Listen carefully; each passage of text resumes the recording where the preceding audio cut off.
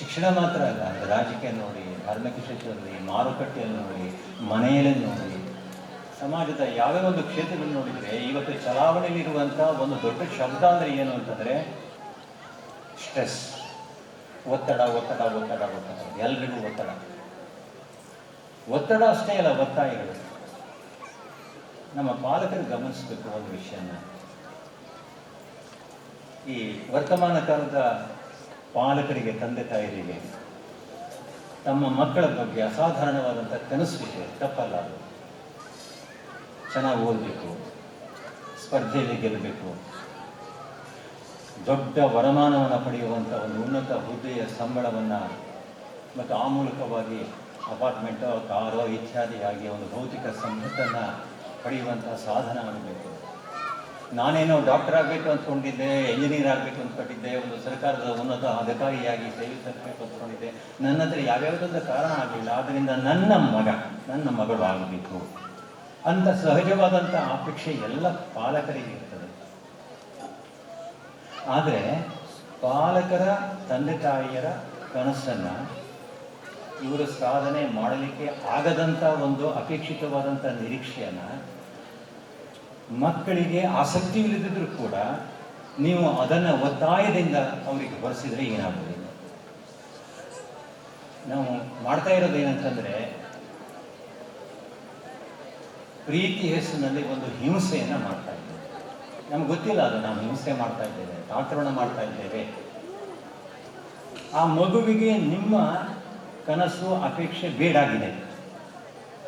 ಆದರೆ ನೀವೇನು ಹೇಳ್ತಾ ಇದ್ದೀರಿ ಅಂತಂದರೆ, ನಾನು ಆ ರೀತಿ ಕಂಡುಕೊಂಡಿದ್ದೆ, ಇವತ್ತಿನ ಸಾಮಾಜಿಕವಾದಂಥ ಸಂದರ್ಭದಲ್ಲಿ ನಾನು ಕಂಡಂಥ ಕನಸಕ್ಕೆ ಬೆಲೆ ಇದೆ, ಮಾರ್ಕೆಟಿನ ವ್ಯಾಲ್ಯೂ ಇದೆ. ಆದರೆ ನಾನು ಇದನ್ನೇ ಆಗಬೇಕು ಅಂದಾಗ, ಏನೋ ಆಗಬೇಕು ಅನ್ನುವುದರ ಬಗ್ಗೆ ಆ ಮಗುವಿಗೆ ಸಹಜವಾದಂಥ ಒಲವು ಇಲ್ಲದೆ ಇದ್ದಾಗ ಅದು ಒತ್ತಾಯ ಆಗ್ತದೆ. ಯಾವುದೇ ಒಂದು ದಿನನಿತ್ಯದ ಕೆಲಸವನ್ನು ನೀವು ಒತ್ತಾಯದಿಂದ ಮಾಡ್ಸಕ್ಕೆ ಹೋದರೆ ಅದು ಒತ್ತಡ ಆಗ್ತದೆ ಕೆಲಸ. ನಾವು ದಿನನಿತ್ಯ ಮಾಡ್ತೇವೆ. ಇಲ್ಲಾಂದರೆ ಬೆಳಿಗ್ಗೆ ಸಣ್ಣ ಸಣ್ಣ ಮಕ್ಕಳಿದ್ದಾರೆ, ಒಂದು ಘಟನೆ ಹೇಳ್ತೇನೆ, ಎಲ್ಲರ ಮನೆಯಲ್ಲೇ ನಡೆಯುವಂಥ ಘಟನೆ ಇದೆ. ಮಕ್ಕಳನ್ನು ನೀವು ಇಂಗ್ಲೀಷ್ ಮೀಡಿಯಮು ಅಥವಾ ಕನ್ನಡ ಮೀಡಿಯಮ್, ಮುಖ್ಯವಾಗಿ ಇಂಗ್ಲೀಷ್ ಮೀಡಿಯಂ ಶಾಲೆಗೆ ಬೆಳಿಗ್ಗೆ 8:30, 9 ಗಂಟೆಗೆ ಕಳಿಸ್ತೀರಿ ಅಂತ ಕಲ್ಪನೆ ಮಾಡಿಕೊಳ್ಳಿ. ಕಲ್ಪನೆ ಯಾಕಿದು ವಾಸ್ತವ.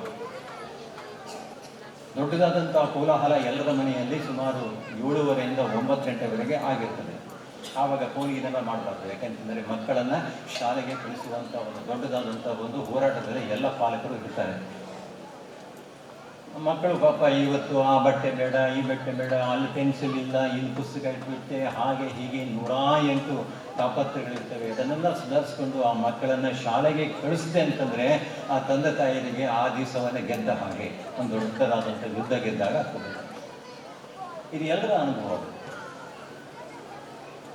ಮಕ್ಕಳು ಆರೋಗ್ಯವಾಗಿರಬೇಕು ಅನ್ನುವಂಥ ಎಲ್ಲ ತಾಯಂದಿರ ಕನಸು ತಪ್ಪಲ್ಲ. ಅದಕ್ಕಾಗಿ ಆಗಾಗ ಮಕ್ಕಳು ತಿಂಡಿ ತಿನ್ನಿಸ್ಬೇಕಾದ್ರೆ ಆಮೇಲೆ ಬೆಳಿಗ್ಗೆ ಎದ್ದ ತಕ್ಷಣವೇ ಹಾಲು ಕುಡಿ ಅಂಥೇಳಿ ಗಂಟು ಬೀಳ್ತಾರೆ ತಾಯಂದಿರು. ಅದೇನು ತಪ್ಪಲ್ಲ. ಹಾಲು ಕುಡಿ, ಹಾಲು ಕುಡಿ. ಇವರು ಒತ್ತಾಯ ಮಾಡೋದಕ್ಕೋ ಏನು, ಹಾಲು ಅಂತಂದರೆ ಆ ಮಕ್ಕಳಿಗೆ ಒಂದು ಕೆಟ್ಟ ಕಹಿ ಔಷಧ ಹಾಗೂ ವಿಷದ ಅನ್ಸೋದು. ಕುಡಿಯೋದೇ ಇಲ್ಲ, ಬೇಡ, ಆಮೇಲೆ ಕುಡಿತೀನಿ, ಆನಂತರ ಅನ್ನೋದನ್ನು ಅದನ್ನು ಮುಂದುವರಿಸಿ ಎಲ್ಲಿವರೆಗೆ ತರ್ತಾರೆ ಅಂತಂದರೆ, ಇನ್ನೇನೋ ಟೆಂಪೋ ಅಥವಾ ಆಟೋ ಬಂದಿರ್ತದೆ ಅಥವಾ ಏನೋ ಒಂದು ಗಾಡಿ ಬಂದಿರ್ತದೆ, ಆವಾಗ ಕುತ್ಕೊಂಡು ಹೋಗ್ತೀನಿ ಅಂತ ಅಲ್ಲಿವರೆಗೆ ಪೋಸ್ಟ್ಪೋನ್ ಮಾಡ್ತಾ ಇರ್ತಾರೆ ಮಕ್ಕಳು. ಈ ತಾಯಂದರು ಹಾಗೆ ಇರ್ತಾರೆ, ನೋಡು ಹೇಳ್ತಾ ಇರ್ತಾರೆ, ಹಾಲು ಕುಡಿದು ಮರ್ತಿದ್ದೆ ನೀನು, ಹಾಲು ಕುಡಿದು ಮರ್ತಿದ್ದೀನಿ ಅಂತ ಆ ಲೋಟವನ್ನು ತೋರಿಸಿ ಹೇಳ್ತಾ ಇರ್ತಾರೆ. ಆಮೇಲೆ ಕುಡಿತೇನೆ ನಾನು. ತಾಯಿ ಆಯಿತು, ಶಿವ ಹಾಕಿದ್ರು, ಕಟ್ಟಿದ್ರು, ಎಲ್ಲ ಆಯಿತು, ಹಾಲನ್ನು ಕುಡಿಬೇಕಲ್ಲ. ಆವಾಗ ಬರ್ತೇನಮ್ಮ ಟಾಟಾ ಅಂದರೆ ತಟ್ಟತ್ತದೆ, ಹಾಲು ಕುಡ್ಕೊಂಡು ಹೋಗಿ ಅಂತೇಳಿ ಅವಸರದಲ್ಲಿ ಆ ಹಾಲಿನ ಲೋಟವನ್ನು ತಂದು ಆ ಮಗುವಿನ ಮುಗ್ಧ ಬಾಯಿಗೆ ಅದನ್ನು ಒತ್ತಿ ಹಿಡಿತಾರೆ, ಕುಡಿ ಅಂತ. ಕುಡಿ ಈಗ ಬಿಗರೆ.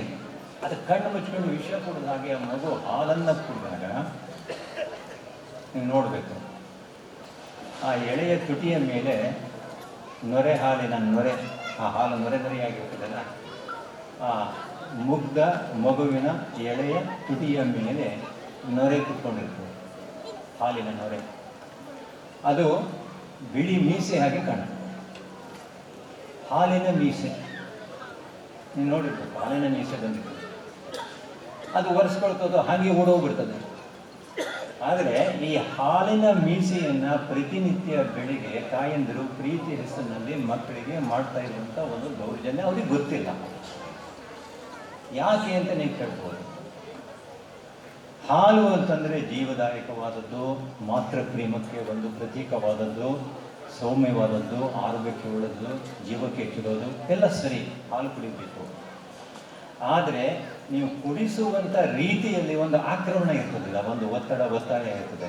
ಅದರ ಫಲವಾಗಿ ಏನಾಗಿದೆ ಅಂತಂದರೆ ಮೀಸೆ ಆಗಿದೆ. ಮೀಸೆ ಅಂತಂದರೆ ಒಂದು ಕ್ರೌರ್ಯಕ್ಕೆ, ಅಟ್ಟಹಾಸಕ್ಕೆ, ಆಕ್ರಮಣಕ್ಕೆ, ಒರಟುತನಕ್ಕೆ, ಕಾಠಿಣ್ಯಕ್ಕೆ ಒಂದು ಸಂಕೇತವಾಗ್ತದೆ. ಅಂದರೆ ಹಾಲಿನಂಥ ಅತ್ಯಂತ ಮೃದುವಾದಂಥ ಒಂದು ವಸ್ತುವನ್ನು ಕೂಡ ಮಕ್ಕಳಿಗೆ ಒತ್ತಾಯದಿಂದ ಕುಡಿಸೋದ್ರ ಮೂಲಕವಾಗಿ ಅದೊಂದು ಹಿಂಸೆ ಆಗ್ತದೆ ಅನ್ನೋದನ್ನು ನಾವು ಮರಿತೀವಲ್ಲ. ಇದು ದಿನನಿತ್ಯ ವ್ಯವಹಾರದಲ್ಲಿ ನಡೆಯುವಂಥದ್ದು. ಹಾಗಾಗಿ ನನಗೆ ಬಹಳ ಮುಖ್ಯವಾಗಿ ಅನಿಸೋದು ಏನಂತಂದರೆ, ನಾವು ತಂದೆ ತಾಯಿಯರಾಗಿ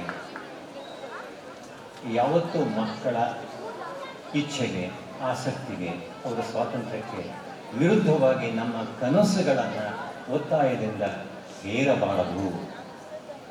ಅವ್ರ ಜೊತೆಗೆ ಮಾತಾಡಿ. ನಾವು ಮಾತಾಡೋದಿಲ್ಲ.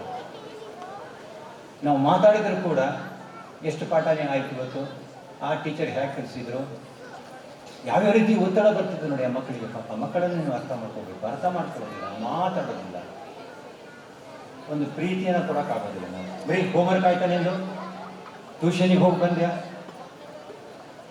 ಡ್ಯಾನ್ಸ್ ಕ್ಲಾಸಿಗೆ ಹೋಗಿ ಬಂದ್ಯಾ, ಸಂಗೀತ ಕ್ಲಾಸಿಗೆ ಗೊತ್ತಾಯಿತು, ಕಂಪ್ಯೂಟರ್ ಕ್ಲಾಸಿಗೆ ಹೊತ್ತು ಹೋಗಲಿಲ್ಲ ನೀನು. ಈ ಎಲ್ಲ ಒತ್ತಡದಿಂದ ಮಕ್ಕಳು ಪ್ರೀತಿಯಿಂದ ಏನೋ ಹೇಳಬೇಕು ಅಂತ ಹಸದಿಂದ ಕಾಯ್ದಿರ್ತಾರೆ. ಅದ್ರ ಬಗ್ಗೆ ಲಕ್ಷ್ಯನೇ ಕೊಡೋದಿಲ್ಲ ನಾವು. ಮಕ್ಕಳಿಗೆ ಭಾವನಾತ್ಮಕವಾದಂಥ ಹಸಿವನ್ನು ಹಿಂಗಿಸುವಂಥ ಯಾವ ಮಾತು ಆಗಲಿ, ವರ್ತನೆ ಆಗಲಿ ಶಿಕ್ಷಕರಿಂದ, ಪಾಲಕರಿಂದ ಸಿಗದೆ ಹೋದಾಗ ಅವರ ವರ್ತನೆ ಬೇರೆ ರೀತಿ ಆಗ್ತಾ ಹೋಗುತ್ತೆ, ಹೊರಟಾಗ್ತಾರೆ. ಇವರು ಭಾವನಾತ್ಮಕವಾದಂಥ ಒಂದು ಅಭಿವ್ಯಕ್ತಿಗೆ ಅವರು ಮೊಬೈಲ್ ಅಂತ ಒಂದು ಪ್ರೈವೇಟ್ ಸ್ಪೇಸಿಗೆ ಹೋಗ್ತಾರೆ. ಆದ್ದರಿಂದನೇ ಇವತ್ತು ನಾವು ಓದ್ತಿಲ್ಲ ನೋಡಿ ಪೇಪರ್ನಲ್ಲಿ, ಪ್ರಾಥಮಿಕ ಶಾಲಾ ಮಕ್ಕಳ ಬ್ಯಾಗಿನಲ್ಲಿ ಕಾಂಡಮ್ಗಳು, ಮೊಬೈಲು ಕೊಡಲಿಲ್ಲ ಅಂತ ಒಬ್ಬ ಹುಡುಗಿ ಸುಯಿಸೈಡ್ ಮಾಡಿಕೊಂಡ್ರು. ನಾನು ಟಿವಿಯನ್ನು ಧಾರಾವಾಹಿ ನೋಡ್ತಾ ಇರುವಂಥ ತಾಯಿ ಜೊತೆಗೆ ಇಲ್ಲ ನಾನು ಮತ್ತೊಂದು ಚಾನಲ್ ನೋಡ್ತೇನೆ ಅಂತ ಹೇಳಿದಾಗ ತಾಯಿ ಮಗಳ ನಡುವೆ ಜಗಳ ಆಗಿ ಅವಳು ಸುಯಿಸೈಡ್ ಮಾಡ್ಕೊಳ್ಳೋದು. ಯಾಕೆ ಹೀಗಾಗ್ತದೆ?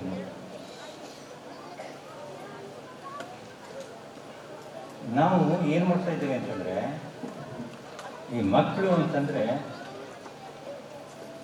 ನಿಜವಾಗಿಯೂ ಆ ಮಕ್ಕಳು ಅನ್ನುವಂಥದ್ದೇ ಒಂದು ಸಂಪತ್ತು. ಮಕ್ಕಳ ಮೂಲಕ ಸಂಪತ್ತಲ್ಲ, ನೆನಪಿಟ್ಕೋಬೇಕು ಇದನ್ನು. ಮಕ್ಕಳನ್ನು ಯಾವುದೋ ಒಂದು ಭೌತಿಕವಾದಂಥ ಸಂಪತ್ತನ್ನು ಪಡೆಯುವಂಥ ಸಾಧನವನ್ನಾಗಿ ನೀವು ಏನಾದರೂ ಗುರುತಿಸ ಹೊರಡ್ರೆ ಇವೆಲ್ಲ ರೀತಿಯ ಅನಾಹುತಗಳಾಗ್ತವೆ.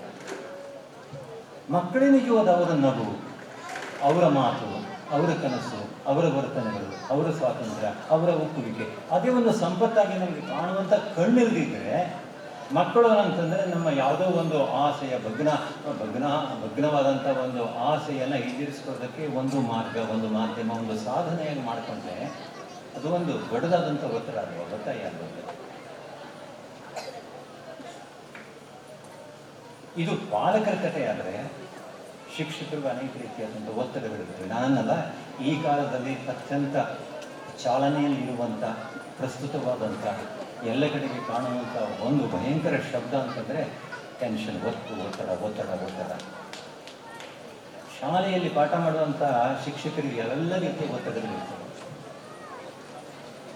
ಅವರು ಆಯಾ ಕ್ಲಾಸಿನ ಪಾಠ ಮಾಡಬೇಕಾದ್ರೆ ಪಾಠ ಬರೀಬೇಕು, ಬಿಸಿಯೂಟ ತಯಾರಿಯನ್ನು ನೋಡ್ಕೋಬೇಕು, ಮತ್ತು ಇಲೆಕ್ಷನ್ ಆದರೆ ಮತ್ತೇನಾದರೂ ಗಣತಿ ಗದ್ರತೆ ಸರ್ವೆ ಇದ್ದರೆ ಅವರೇ ಮಾಡಬೇಕು, ಮತ್ತು ಹಾಯರ್ ಆದಂಥ ಎಜುಕೇಷನ್ ಆಫೀಸರ್ಸ್ ಬಂದರೆ ಅವರಿಗೆ ಒಂದು ಏನೇನೋ ಮಾಹಿತಿಗಳನ್ನು ಕೊಡಬೇಕು, ಪ್ರತಿನಿತ್ಯ ಡಾಕ್ಯುಮೆಂಟೇಷನ್ನ ಮಾಡಬೇಕು.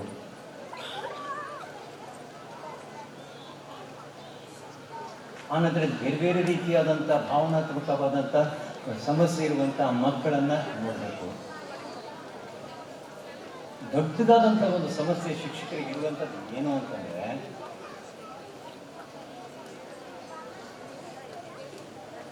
ಈ ಮಕ್ಕಳನ್ನು ನಮ್ಮ ಶಿಕ್ಷಕರು 3T ಅಂತ ಹೇಳ್ತಿರ್ತೇನೆ ಯಾವಾಗ ಈ ಮಕ್ಕಳನ್ನು ನಾವು ಏನು ಮಾಡಿದ್ದೇವೆ ಅಂತಂದರೆ 3T ಇದೆಯಲ್ಲ ಅದರ ಮೇಲೆ ವಿಪರೀತ ಅವಲಂಬಿತರನ್ನಾಗಿ ಮಾಡಿದ್ದೇವೆ. ಯಾವುದನ್ನು ನಮ್ಮ ಶಿಕ್ಷಣ ವ್ಯವಸ್ಥೆ ಆ ರೀತಿಯಾದಂಥ ಒಂದು ಕ್ರಮವನ್ನು ಕಳ್ಕೊಂಡ್ಬಿಟ್ಟಿದೆ.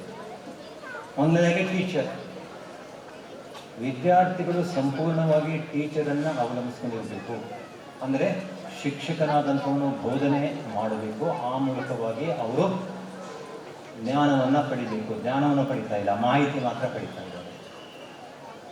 ಹಾಗಾಗಿ ಶಿಕ್ಷಕರು ಮತ್ತು ಮಕ್ಕಳು ಮತ್ತು ಪಾಲಕರು ಏನು ಗೊತ್ತಿಲ್ಲದಂತಲೇ ನಂಬಿಟ್ಟಿದ್ದಾರೆ ಅಂತಂದರೆ ಅತಿಯಾದಂಥ ಶಿಕ್ಷಕರ ಅವಲಂಬನ. ಎರಡನೇದು ಪಠ್ಯಪುಸ್ತಕದ ಮೇಲೆ ಟೆಕ್ಸ್ಟ್, ಮೊದಲು ಟೀಚರ್ ಅವಲಂಬನ, ಅತಿಯಾದಂಥ ಅವಲಂಬನ ಟೆಕ್ಸ್ಟ್ ಬುಕ್. ಈ ಪಠ್ಯಪುಸ್ತಕ ಅನ್ನೋದನ್ನು ನಮ್ಮ ಶಿಕ್ಷಕರು ಸರಿಯಾಗಿ ಅರ್ಥ ಮಾಡ್ಕೊಂಡಿದ್ದಾರ? ಪಠ್ಯಪುಸ್ತಕ ಅಂತಂದರೆ ಮಾಹಿತಿಗಳ ಸಂಗ್ರಹ, ಅದೊಂದು ಅನುಭವ ಅಲ್ಲ, ಅದೊಂದು ಜ್ಞಾನ ಅಲ್ಲ. ನಮ್ಮ ಸುತ್ತಮುತ್ತಲಿನ ಪರಿಸರವನ್ನು ಶಾಬ್ದಿಕವಾದಂಥ ರೀತಿಯಲ್ಲಿ ಕಟ್ಟಿಕೊಡುವಂಥ ವಿಭಾಗೀಕರಣಗೊಂಡಂಥ ಮಾಹಿತಿ ಅದು. ಆದರೆ ಈ ಮಾಹಿತಿಗಳನ್ನೇ ನೀವು ಮಕ್ಕಳಿಗೆ ಕೊಡುವಂಥದ್ದೇ ಆಗಿಬಿಟ್ರೆ, ಕಂಪ್ಯೂಟರ್ ಕೊಡ್ತದೆ ಇನ್ನೂ ಚೆನ್ನಾಗಿ. ನೀವು ಗೂಗಲಿಗೆ ಹೋಗಿ ಬ್ರೌಸ್ ಮಾಡಿದರೆ ಇನ್ನೂ ಚೆನ್ನಾಗಿ ವ್ಯವಸ್ಥಿತವಾಗಿ ಅಚ್ಚುಕಟ್ಟಾಗಿ ಮಾಹಿತಿಯನ್ನು ಮಕ್ಕಳು ನಿಮಗಿಂತ ವೇಗವಾಗಿ ಆ್ಯಕ್ಯುರೇಟಾಗಿ ಪಡ್ಕೊಳ್ತಾರೆ. ಅದು ಅಲ್ವಲ್ಲ. ಟೆಕ್ಸ್ಟ್ ಬುಕ್ ಕೊಡುವಂಥದ್ದು